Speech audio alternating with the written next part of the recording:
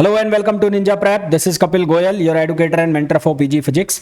HPRCA PGT physics के लिए अगर आप प्रिपरेशन कर रहे हैं तो अलग अलग टॉपिक के ऊपर मैंने आपको बहुत सारे क्वेश्चंस प्रोवाइड कराए हैं। 300 क्वेश्चन प्रैक्टिस हम लोग कर रहे हैं। तो आज का जो लेक्चर है इसमें हम ऑप्टिकल इंस्ट्रूमेंट्स के ऊपर जो क्वेश्चंस बनते हैं वो हम डिस्कस करेंगे। इसके अंदर जितने भी फॉर्मूला होते हैं वो सारे हम डिस्कस करेंगे।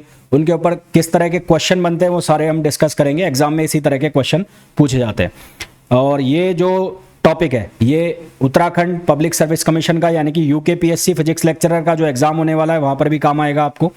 यूपीजीआईसी के जो लेक्चरर का एग्जाम है 14 जून को, वहाँ पर भी आपको ये काम आने वाला है। तो जो भी लोग, चाहे यूकेपीएससी वाला हो, यूपीजीआईसी वाला हो, एचपीआरसीए वाला हो, जो भी लोग इस लेक्चर को देख रहे हैं सभी से रिक्वेस्ट रहेगी प्लीज़ वीडियो को लाइक ज़रूर करें, चैनल को सब्सक्राइब ज़रूर करें।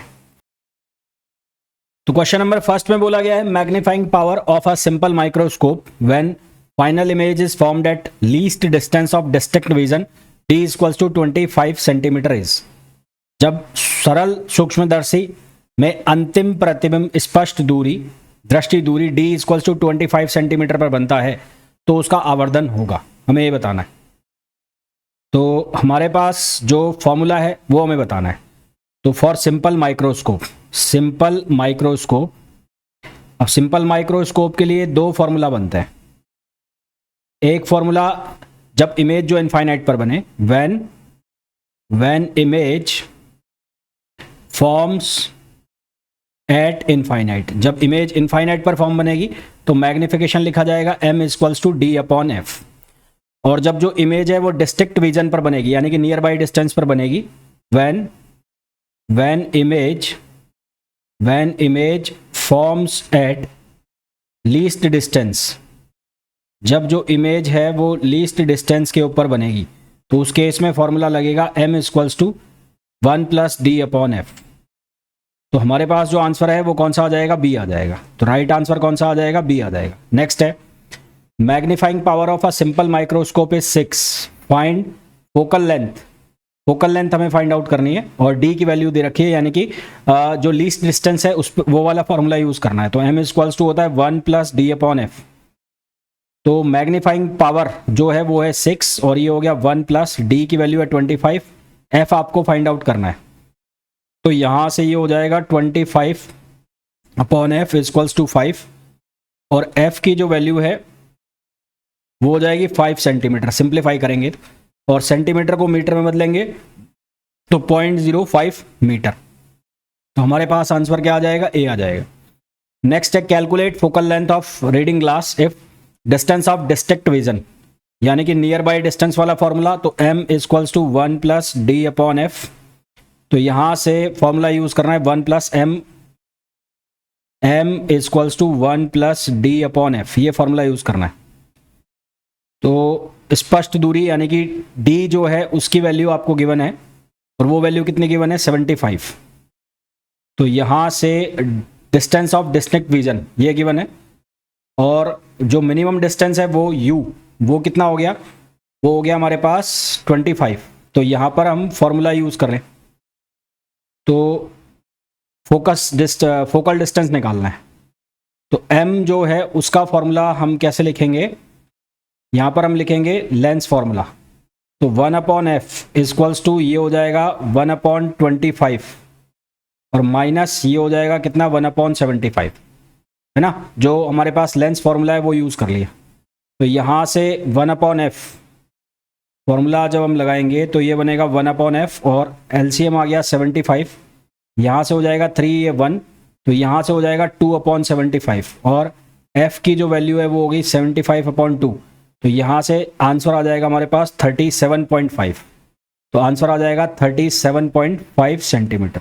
नेक्स्ट है the focal length of objective lens of a compound microscope is. एक कंपाउंड माइक्रोस्कोप की जो फोकल लेंथ है, ऑब्जेक्टिव लेंस की फोकल लेंथ किसके बराबर होती है। तो ऑब्जेक्टिव जो है वो प्रोड्यूस करता है लार्जर मैग्निफिकेशन। तो objective lens produces larger magnification। ये जो है ये लार्ज मैग्निफिकेशन जो है प्रोड्यूस करता है। तो इसके लिए इसको क्या चाहिए, वेरी स्मॉल फोकल लेंथ। तो for this it requires very small focal length. तो for this it requires very small focal length, very small focal length. तो इसकी जो फोकल लेंथ है ऑब्जेक्टिव लेंस की, वो आईपीस की फोकल लेंथ से क्या होती है, कम होती है। तो एफ ओ लेस देन होता है किससे, एफ ई से। तो हमारे पास जो आंसर है वो क्या आ जाएगा, बी आ जाएगा। नेक्स्ट, टोटल मैग्निफिकेशन दिया हुआ है, मैग्निफिकेशन दिया हुआ है हमें 30। आईपीस की फोकल लेंथ जो है वो है 5 यानी कि एफ ई, और जो डिस्टिंक्ट विजन है यानी कि डी, उसकी वैल्यू है 25। मैग्निफिकेशन निकालना है, तो मैग्निफिकेशन ऑफ आई पीस उसके लिए निकाले तो m e equals to 1 plus d upon f e. तो यहाँ से 1 प्लस डी की वैल्यू कितनी हो गई 25 और एफ ई की वैल्यू हो गई 5। तो ये कितना आ गया 6 आ गया, ये एम ई की वैल्यू आ गई। टोटल जो मैग्निफिकेशन है एम, वो किसके बराबर होगा, m nought into m e. तो एम की जो वैल्यू है वो है 30, एम की वैल्यू है 30, एम नॉट की वैल्यू हमें निकालनी है और एम ई हमारे पास हो गया 6। तो एम नॉट जो है वो हो जाएगा 5, एम नॉट कितना हो जाएगा 5। और इन्वर्टेड के लिए, इन्वर्टेड के लिए क्या हो जाएगा, ये माइनस हो जाएगा, है ना। For inverted image, for inverted image, inverted image के लिए ये एम नॉट कितना हो जाएगा, -5 हो जाएगा। तो आंसर हमारे पास कितना आ जाएगा, बी आ जाएगा। नेक्स्ट, ऑब्जेक्टिव जो है उसकी लेंथ, फोकल लेंथ हमें दे रखी है 1 सेंटीमीटर। तो ये है 1 सेंटीमीटर। आईपीस की जो फोकल लेंथ है वो हमें दे रखी है 6, ये 6 है। ट्यूब लेंथ जो है वो दी हुई है 30 सेंटीमीटर, और इमेज के लिए कैपिटल डी जो नियरेस्ट डिस्टेंस है वो 25 सेंटीमीटर है। तो सबसे पहले एम ई निकाल लो, एम ई कितना आएगा 1 plus d upon f e. तो 1 प्लस 25 अपॉन 6, तो यहाँ से कितना बनेगा, 6 चौक 24, 4.25 डिवाइड बाई 6 और इसमें 1 जोड़ दो तो ये बनेगा 5.16 यानी कि नियर अबाउट 5। ये तो एम ई की वैल्यू हो गई। और एम नॉट ऑब्जेक्टिव की कैसे निकालोगे, एल अपॉन एफ नॉट। तो एल जो है उसकी वैल्यू आ गई 30 और एफ नॉट की वैल्यू आ गई 1, तो ये कितना हो गया 30 हो गया। आपको निकालना है एम, तो एम बराबर होगा m nought into m e. तो एम नॉट की वैल्यू कितनी हो गई 30 हो गई, और एम ई जो है उसकी वैल्यू हो गई 5। तो यहाँ से आंसर आ जाएगा हमारे पास 150। तो आंसर क्या आ जाएगा, 150 आंसर आ जाएगा। नेक्स्ट, ऑब्जेक्टिव की जो फोकल लेंथ है वो है 1.5। तो ऑब्जेक्टिव लेंस की फोकल लेंथ दी हुई है हमें, और वो कितनी दी हुई है 1.5, f nought equals to 1.5। Eyepiece की जो फोकल लेंथ है वो दी हुई है 6.25 centimetre. Object is 2 centimetre from the objective, यानी कि u जो है उसकी वैल्यू है -2 centimetre. Final image 25 centimetre from eyepiece. Find distance between lenses, दोनों लेंसेज के बीच में डिस्टेंस निकालनी है। तो हम लेंस फॉर्मूला यूज करेंगे, या लेंस फॉर्मूला।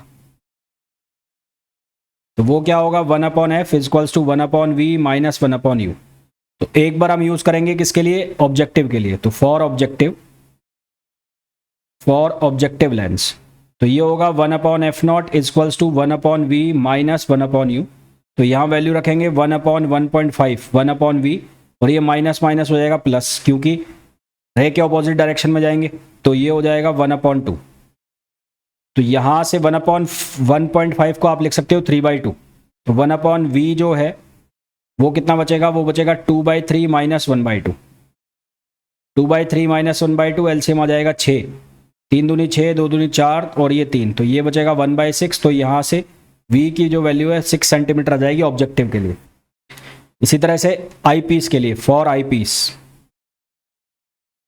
आईपीस के लिए निकालोगे तो 1/fe 1/v, और ये हो जाएगा 1/u, सॉरी, यहां से क्या हो जाएगा आईपीस के लिए, इमेज डिस्टेंस फॉर आईपीस -25 होगा।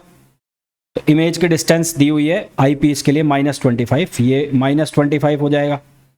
25 है क्योंकि इन्वर्टेड है तो -25 लेंगे, और ये हो जाएगा -1/u। एफ ई की वैल्यू हमें कितनी है 6.25, ये दिया हुआ है। तो इसको हम सॉल्व करेंगे तो u की जो वैल्यू आएगी हमारे पास वो आएगी 5 सेंटीमीटर।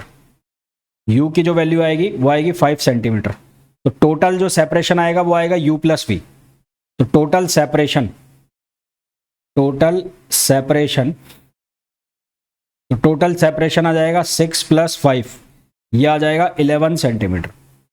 टोटल सेपरेशन आ जाएगा 11 सेंटीमीटर। तो करा क्या, एक बार वापस से देख लो। पहले F0 F जो भी हमें डेटा दिया है वो सारा हमने यहाँ पे नोट कर लिया।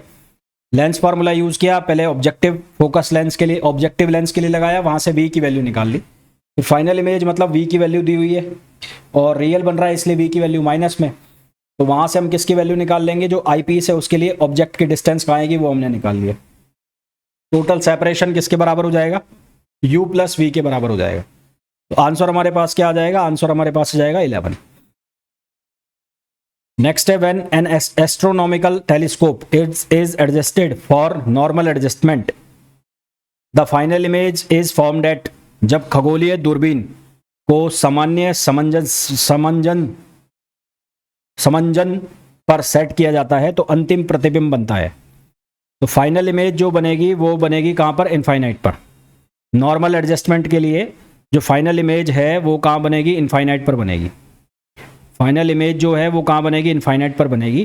तो जो मैग्निफिकेशन है हमारे पास, या जो हमारे पास जो इमेज है वो कैसी बनेगी, वो वर्चुअल इमेज बनेगी यहाँ पर। तो जो नॉर्मल एडजस्टमेंट के लिए हमारे पास खगोलीय के लिए जो फाइनल इमेज है वो कहाँ बनेगी, इनफाइनाइट पर बनेगी। नेक्स्ट, F0 और FE की वैल्यू में दी है ऑब्जेक्टिव और आईपीस के लिए। मैग्नीफाइंग पावर बताना है।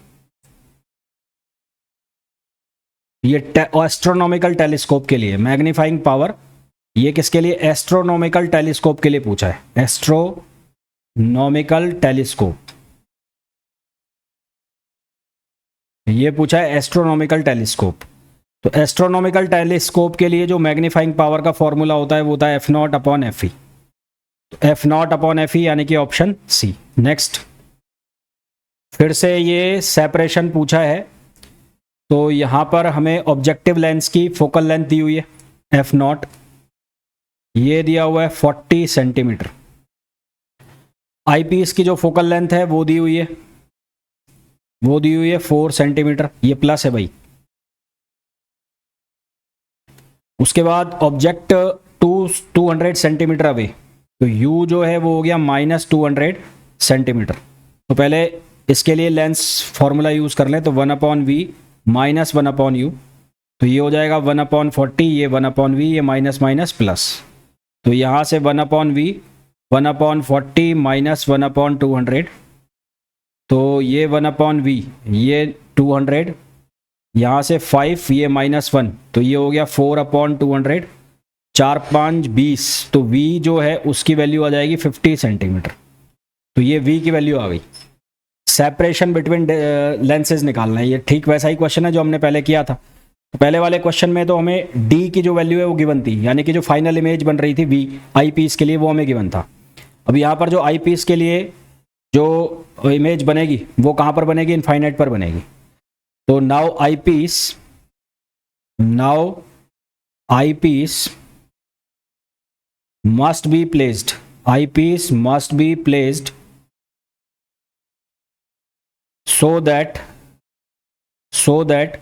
final image forms at infinite, तो जो सेपरेशन है वो सेपरेशन कितना आ जाएगा, वो आ जाएगा v + FE, यानी कि आई पीस की फोकल लेंथ तो ये कितना है 50 है, और FE जो है उसकी वैल्यू कितनी है 4 है। तो आंसर कितना आ जाएगा 54 सेंटीमीटर। क्या आंसर आ जाएगा 54 सेंटीमीटर। नेक्स्ट क्वेश्चन देखो। नेक्स्ट क्वेश्चन है focal length of objective lens is increased.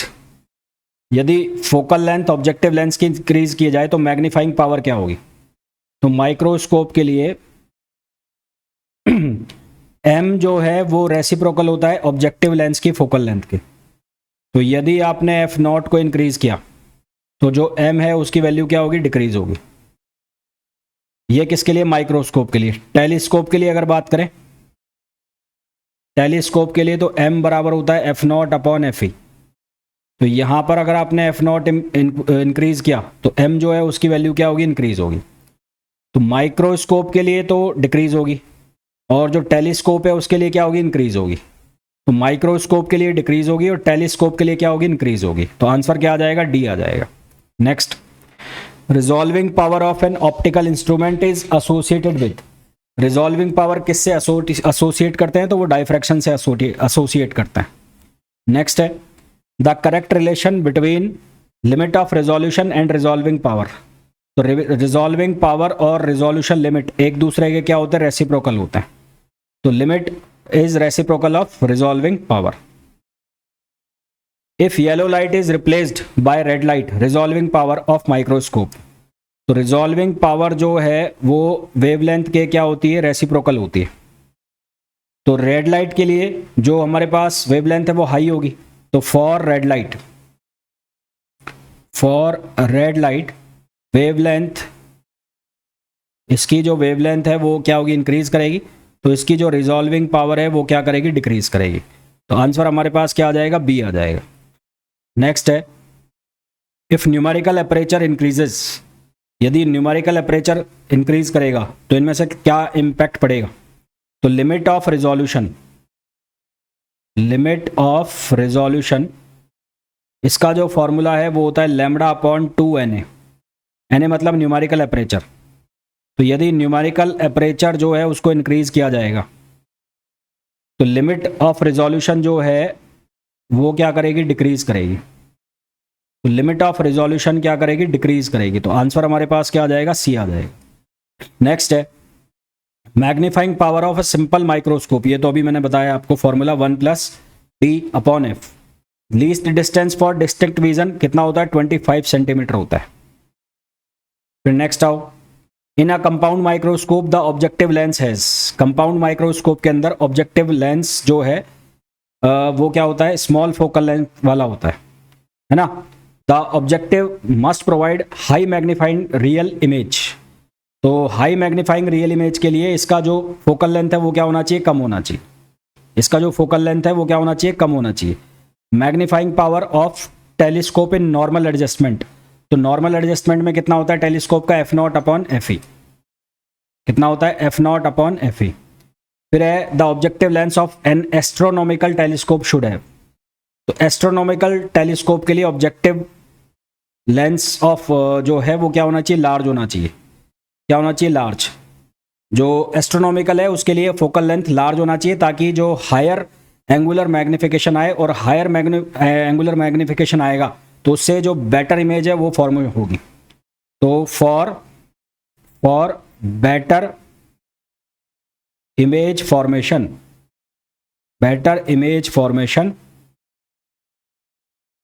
Higher angular magnification is required. और उसके लिए क्या जरूरी है कि जो लार्ज फोकल लेंथ है वो होना चाहिए। Image formed by astronomical telescope, तो वर्चुअल और इन्वर्टेड इमेज बनाता है, वर्चुअल और inverted. The focal length of astronomical telescope, astronomical telescope की जो फोकल लेंथ है वो कितनी होती है, f0+fe।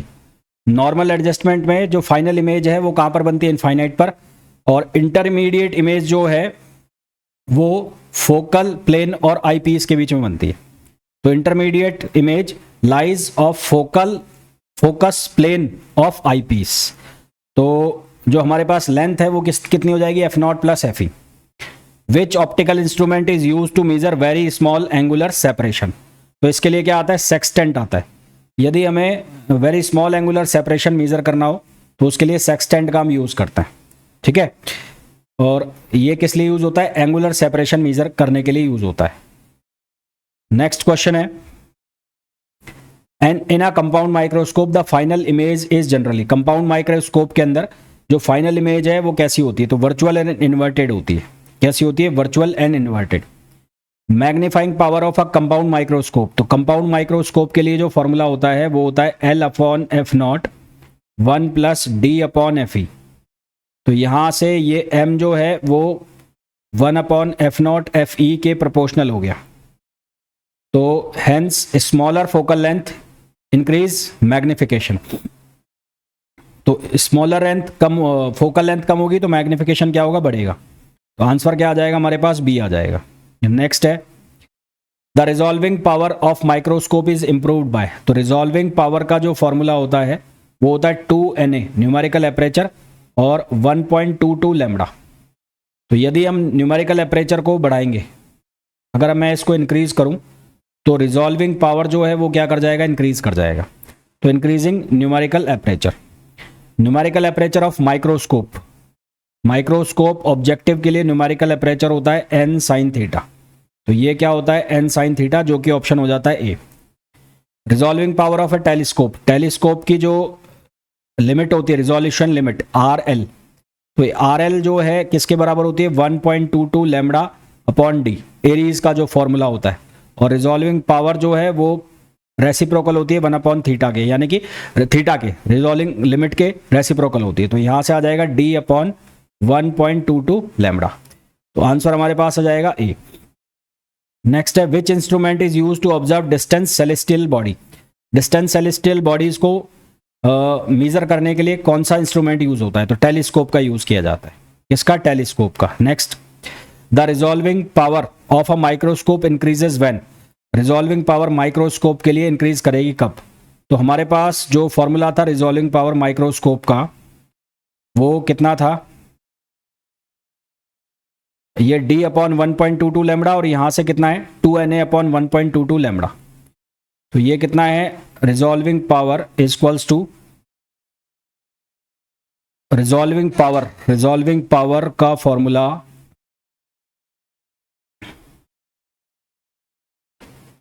2Na upon 1.22 lambda, 2Na upon 1.22 lambda. तो resolving power of microscope increases when, जब हम लैम्बडा की वैल्यू को इंक्रीज करेंगे तो रिजॉल्विंग पावर डिक्रीज होगी, और लैम्बडा की वैल्यू को डिक्रीज करेंगे तो रिजॉल्विंग पावर है वो क्या करेगी, इंक्रीज करेगी। तो लैम्बडा की वैल्यू को आप डिक्रीज करोगे तो रिजॉल्विंग पावर क्या होगी, इंक्रीज करेगी। In a telescope light gathering power is proportional to. Light gathering power जो है प्रोपोर्शनल होती है पाई D अपॉन 2 का स्क्वायर। तो यहां से LGP प्रोपोर्शनल हो गया D स्क्वायर के। तो आंसर हमारे पास क्या आ गया, D स्क्वायर आ गया। तो आई होप जितने भी क्वेश्चंस मैंने आपको यहाँ पर कराए हैं वो आपको बहुत अच्छे से समझ आ गए होंगे। फिर भी कोई डाउट है तो आप पूछ सकते हैं। मिलते हैं नेक्स्ट लेक्चर के अंदर। Till then thank you, bye bye.